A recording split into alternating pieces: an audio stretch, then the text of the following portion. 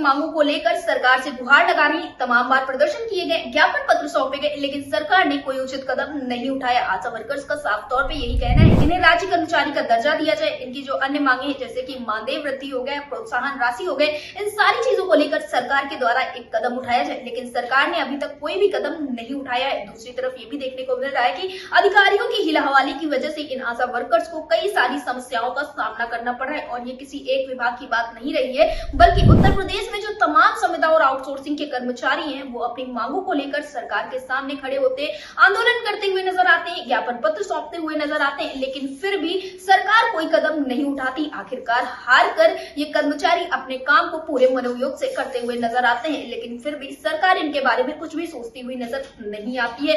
इन आशा workers के बीच में बेहद ही नाराजगी देखने को मिल रही। अभी जब 9 जुलाई को एक राष्ट्रव्यापी हड़ताल हुई थी, तो बढ़ चढ़कर आशा बहुओं के द्वारा इसमें हिस्सा लिया गया था, लेकिन अब 7 अगस्त को एक बड़ा कार्यक्रम होने वाला है, जिसमें हर जिला मुख्यालय पर ये आशा वर्कर्स पहुंचेंगी, अपना ज्ञापन पत्र देंगी और बड़ा प्रदर्शन करने वाली है। तो देखना ये होगा कि आखिर सरकार का इस पर क्या कुछ असर पड़ने वाला है। वहीं दूसरी तरफ देखने को मिला है कि प्रदेश अध्यक्ष विजय विद्रोही ने पूरी तरह से जानकारी दी है कि आखिर इन आशा वर्कर्स के मांग पत्र में इस बार क्या कुछ होने वाला है, किन मांगों को लेकर ये धरातल पर उतर रही। फिलहाल उन्होंने ज्यादा जानकारी देते हुए और क्या कुछ कहा है, आप भी सुनिए। विजय विद्रोही जी, आपका हमारे चैनल लिटिल टीवी पे बहुत बहुत स्वागत है। धन्यवाद, आपका आभार। विजय विद्रोही जी, जो आशा बहुओं का एक प्रदर्शन 7 तारीख को होने वाला है, उसको लेकर आशा बहुओं में काफ़ी ज़्यादा जोश देखने को मिल रहा है, लेकिन हमारी हाल फिलहाल में आशा बहुओं से बातचीत हुई थी, तो उनका यही कहना था कि ये जो मुद्दा है, ये एक बड़ा मुद्दा है। सरकार इन सारी चीज़ों को लेकर कोई भी अभी तक कदम उठाने के लिए तैयार नहीं। तो मैं सबसे पहले आपसे ये जानना चाहूँगी, जो आप लोग मांग पत्र देने वाले हैं, उसमें कौन कौन सी मांगे होने वाली हैं? देखिए, जो मांग पत्र तो सरकार को लगातार हम लोग जो 2021 से भेज रहे हैं, वही 2021 से एक ही मांग पत्र कंटिन्यू कर रहा जी। उसमें मूलतः जो सवाल है कि 2013 और 2015 का जो 45वां और 46वां भारतीय संघ सम्मेलन है, उसकी जो सिफारिशें हैं जी, उनको आप लागू करिए जी। उसमें पहली सिफारिश है कि इनको कर्मचारी माना जाए जी, इनको न्यूनतम वेतन दिया जाए, इनको प्रोविडेंट फंड दिया जाए, ग्रेजुटी दी जाए, रिटायरमेंट पर इनको पेंशन दी जाए। ये उसकी उस सिफारिश में शामिल है। सरकार इनको कर्मचारी मानने को तैयार नहीं है। न्यूनतम वेतन की तो बात छोड़ दीजिए, 2000 से आगे एक पैसा देने को तैयार नहीं है। तीसरी सबसे बड़ी बात यह कि जो काम इनसे लिए जाते हैं, उनका भुगतान केंद्र और राज्य की सरकारें जारी कर देती है, तो राजनेता, नौकरशाह और निचले वाले हिस्से के तमाम लोग मिलकर के उसको खा जाते हैं। और इस तरह से 1.5 लाख करोड़ रुपए का एक स्कैम हम लोगों ने 2023 में उत्तर प्रदेश सरकार के सामने रखा था कि इनके कृत कार्यों से इनको मिलने वाली जो राशियां थी, जिन्हें सरकार ने जारी किया, उसमें से 1.5 लाख करोड़ रुपए चोरी हो गया है जी। मुख्यमंत्री को 50,000 चिट्ठियां लिखी गई, एनएचएम को हर महीने एक चिट्ठी भेजते हैं, मुख्यमंत्री को हर महीने एक ज्ञापन भेजते हैं। 30,000, 40,000, 50,000, 60,000 लोग पूरे सड़क पर उतर करके पूरे प्रदेश में आंदोलन के जरिए अपनी बात कहते हैं। उस भ्रष्टाचार के बारे में सरकार कुछ सुनना नहीं चाहती, कोई जांच नहीं बैठाना चाहती जी।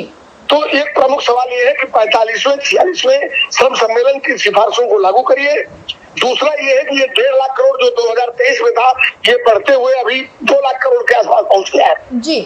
इसको वापस करिए, एक कमेटी बनाइए, जांच करिए, जिन लोगों ने इस पैसे को खाया है उनसे रिकवर करिए और रिकवर करके इस पैसे की वापसी करिए। तो रिकवरी इसलिए मुश्किल है कि इतनी बड़ी रकम है, ये एक मैंने किसी देश की अर्थव्यवस्था के बराबर हो सकता है जी जी। बहुत सारे देश होंगे जिनकी अर्थव्यवस्था के बराबर रकम है जी। 1.5 लाख करोड़ में जाने कितने यूनिवर्सिटी, कॉलेज, कितने अस्पताल और कितने हाईवे और कितने प्रोजेक्ट बन सकते हैं जी। अब उसको चंद लोग खा गए अपनी जेब में रखे हुए, इसको कोई सुनना नहीं चाहता, सरकार नहीं सुनना चाहती। इसका मतलब है कि इस भ्रष्टाचार में सरकार की कंसेंट है जी। दूसरी एक बड़ी बात यह है कि आशा वर्कर्स को 2,000 रुपए मिलते हैं, इनके वाउचर जमा होते हैं, इनके कामों के वाउचर जमा होते हैं जी जी। आप 46 काम इनसे ले रहे हैं और उस 46 काम के बदले में आप इनको 4 काम का पैसा देते हैं, और वो जो 4 काम का पैसा आप देते हैं, उसका वाउचर जमा करते समय 500 रुपए आपको चाहिए। 2,000 करोड़ रुपया सालाना इनसे इनके किए गए काम को का भुगतान करने का वाउचर लेने के नाम पर वसूली कर ली जाती है।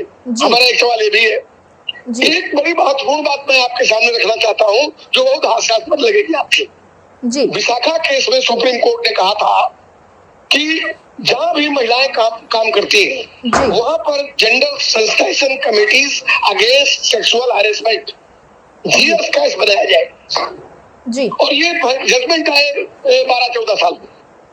उत्तर प्रदेश में 2 लाख आशा वर्कर्स काम करती है और इन आज तक एक भी जगह जेंडर सेंसिटाइजेशन कमेटी नहीं बनी जी। इनका मॉनिस्ट्रेशन हो रहा है, इनका उत्पीड़न हो रहा है, सेक्सुअली हैरेसमेंट किया जा रहा है। अभी रिसेंट की घटना मैं बताऊं आपको, एक आंदोलन चल रहा है इस समय लखीमपुर खीरी में जी जी। और उस आंदोलन में बाकेगंज एक जगह है जहां वो एक प्रभारी पुरुष प्रभारी कहता है कि अगर नसबंदी के लिए आपको केस नहीं मिलता है तो मटकी जैसा पेट लिए घूमती है, अपना ही ऑपरेशन करा लीजिए जी। ये आदमी, कोई साधारण आदमी अगर इस तरह की बात गांव गली मोहल्ला टोला में किसी की महिला के साथ इस तरह का व्यवहार कर देगा तो क्या हो जाएगा परिणाम, उसका अंदाजा शायद लगाया जा सकता है। लेकिन आप सरकारी कर्मचारी, इसके लिए आप सीएमओ कह रहा, कमेटी बनाई गई, जांच चल रही, एनएचएम मौन है, उत्तर प्रदेश के मुख्यमंत्री महिला सुरक्षा नारी सम्मान मौन बैठे हुए हैं, स्वास्थ्य मंत्री का कहना क्या है, फोटो खिंचाने के अलावा कोई काम उनको आता नहीं है। वही बगल में एक दूसरी जगह है, वो कहता मुंह दिखाओ और पैसा ले जाओ। अरे आप हमारे जेठ हैं कि देवर हैं कि आप हमारे ससुर हैं, कौन है भाई हमारी बहनों को आप कहते हैं मुंह दिखाओ पैसा ले जाओ। मुंह दिखाई का पैसा देते हैं, सुबह से शाम तक 24 घंटे मरती है, उसके बदले में तो आप पैसे देते नहीं है।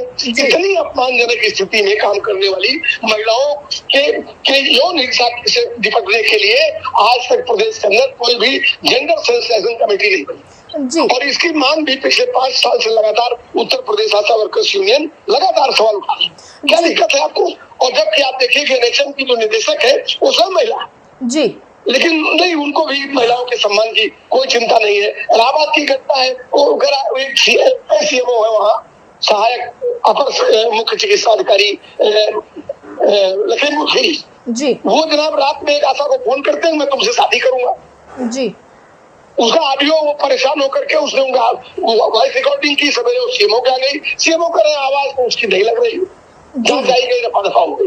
तो इतनी खराब स्थिति है, इतना बुरा हाल है कि मैंने आप इमेजिन नहीं कर सकते। इन्हीं सारे सवालों को लेकर के 7 तारीख को हम लोगों ने एक कार्यक्रम लिया है और आने वाले अक्टूबर में जी हम लोगों ने एक बड़ा राजधानी में जो है एक बड़ा आयोजन करने का निर्णय लिया है। तो इस 7 तारीख वाला तो मौसम इतना खराब हो गया है कि कुछ समझ में नहीं आ रहा है कि 7 तारीख की तैयारियां तो जोरों पर है, लेकिन क्या स्थिति बनेगी ये तो मौसम पर निर्भर करेगा, क्योंकि पूरे प्रदेश का एक बहुत बड़े भूभाग में बारिश जारी है जी, लेकिन हमारी तैयारियां भी है।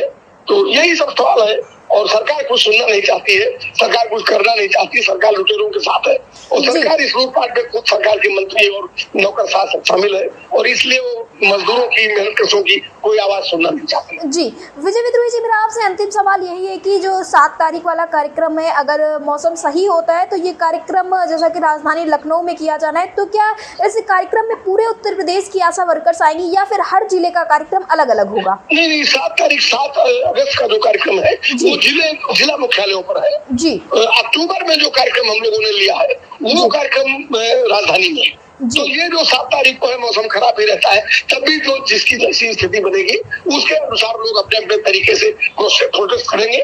मौसम साफ रहेगा तो एक बड़ी गोलबंदी उत्तर प्रदेश के अंदर आशा वर्कर्स की देखने को मिलेगी। नहीं तो सांकेतिक रूप से जरूर प्रतिवाद तो होगा ही, उससे कोई पीछे नहीं हटेगा जी। विजय विद्रोही जी, जैसा कि देखने को मिल रहा है कि इस वक्त पर कई सारी समस्याएं लगातार खड़ी हो रही हैं, सबकी तरफ से यही कहा जा रहा है कि अब समस्याओं का हल कर दिया जाना चाहिए, लेकिन दूसरी तरफ सरकार ये कह रही है कि उत्तर प्रदेश में डबल इंजन की सरकार है और चीजें काफी ज्यादा सुनिश्चित हैं। जैसा कि हाल फिलहाल में देखने को मिला कि विद्यालय मर्जर का एक मामला था और कर्मचारी और शिक्षकों के विरोध के बाद ही इस फैसले को सरकार के द्वारा वापस लिया गया है। तो इस पर आपका क्या कुछ कहना है? क्या अब भी सरकार सभी चीजों को सुनिश्चित करने का प्रयास कर रही है या फिर महज ये जुल्मेबाजी हो रही है? देखिए, ये तो सरकार झूठ बोल रही है कि और कर्मचारी संगठन भी उसका ठीक से आकलन नहीं कर रहे हैं जी। चाहे वो शिक्षक संगठन हो या जो लोग इस आंदोलन से जुड़े हुए हैं वो लोग भी उसका ठीक से मूल्यांकन नहीं कर रहे हैं। सरकार का जो 2024 अक्टूबर को जो सरकार के की ओर से निदेशक ने चिट्ठी जारी की थी जी कि 27,000 विद्यालय जिनमें 50 से कम बच्चे हैं जी, उनको हम मर्जर करने जा रहे हैं जी। बाद में उस समय बिजली का आंदोलन बहुत तेज था, शिक्षकों का आंदोलन बढ़ा, तमाम तरह के कर्मचारियों के आंदोलन उस समय खड़े थे। सरकार को लगा कि नहीं, इस समय पीछे हटना जरूरी है, तो सरकार अक्टूबर में पीछे हट गई। उन्होंने उसी समय एक आकलन किया कि जुलाई का महीना प्रवेश का महीना है, बच्चों के विद्यालय जाने का महीना है, और इस महीने को कमजोर कड़ी मानते हुए उन्होंने कि बाध्य कर दिया जाएगा, बच्चे साल बेकार होने के डर के मारे जहां भेजेंगे वहां चले जाएंगे। जी, शिक्षकों का और इनको किसी को विरोध का कोई बड़ा समय नहीं मिलेगा। तो इसलिए उन्होंने जुलाई का महीना चुना। अब उन्होंने इसको शुरू किया, कहा 5,000 करेंगे। हम लोग कह रहे थे वो 27,000 करेंगे। अभी शिक्षा मंत्री का जो संदीप सिंह का बयान आया है उसमें उन्होंने 10,000 कुछ संख्या मानी कि 10,000 कुछ संख्या है जिनको कर दिया गया था। उनमें 50 से ज्यादा बच्चों वाले विद्यालय मर्जर हो गए हैं, उनको हम रिवर्ट कर देंगे, उनका मर्जर खत्म कर देंगे। मैंने आपकी भी उनका बयान ही है। तो 5,000 सरकार ने शुरू किया, 5,000 करेंगे, पहुंच गए आप 10,500।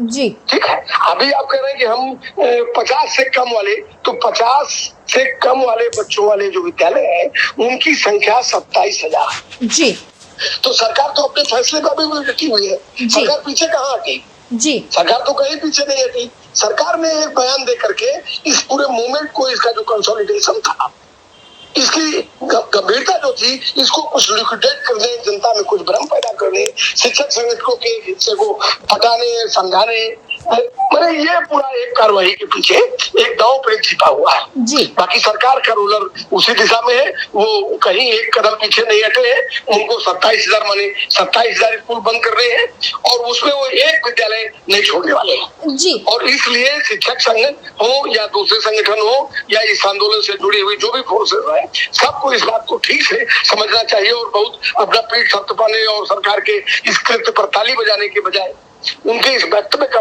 मूल्यांकन करते हुए आंदोलन की एक नई रणनीति की तरफ बढ़ना चाहिए कि एक भी विद्यालय की बंदी कबूल नहीं की जाएगी। जी, लड़ाई तो यहाँ खड़ी है। जी, विजय विद्रोही जी, एयरटेल टीवी से जुड़ने के लिए धन्यवाद।